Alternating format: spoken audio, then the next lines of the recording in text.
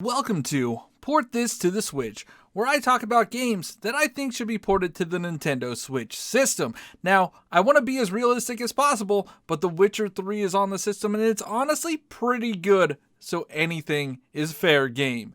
This video will focus on Rare Replay.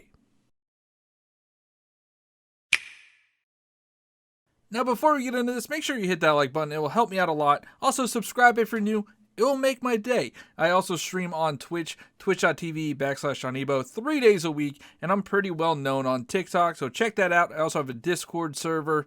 Everything is in the description. Check out all the links below.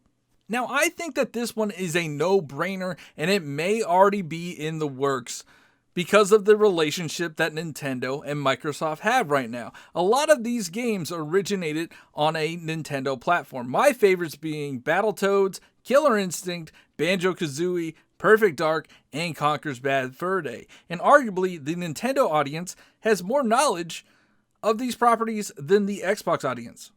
Now, if you're like me, it stung a little when Microsoft bought Rare, especially when they fumbled some of these properties, most notably Banjo and Kazooie. Now, everybody wanted a Banjo 3, but what we got was Banjo and Kazooie Nuts and Bolts, and it was not what I wanted as a Banjo fan from a third installment, and I don't think I'm alone on that.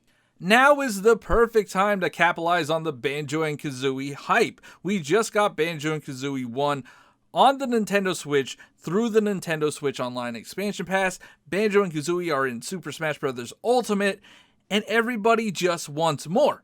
Everybody, meaning me. Now, I know we just got Banjo and Kazooie on the Nintendo Switch, but that is not the updated version. The Rare Replay version is the updated Xbox 360 version, as well as Banjo Tooie. That alone makes this package worth it. Not to mention all of the other properties that we just don't have access to on a Nintendo platform anymore, like Perfect Dark and Conker's Bad Fur Day and Battletoads, that would be a perfect addition to the Switch. Now, this game came out before Game Pass was the thing, but it did only cost $30 at launch, and I believe it only costs about $10 if you want to buy it outright right now on an Xbox.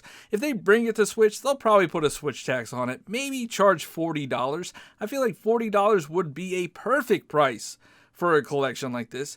I would drop that in a heartbeat, and I believe a lot of others would too. When they announced Banjo and Kazooie for the Nintendo Switch Online expansion pass, I immediately took out my wallet and said, take my money. If it was just that one game for $30, it would be worth it.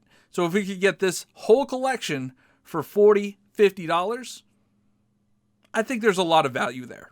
Now, we know a lot of these IPs originated on Nintendo platforms, but Microsoft and Nintendo teamed up to make a DS version of Viva Pinata, so they have worked together on this in the past, so why not do it again?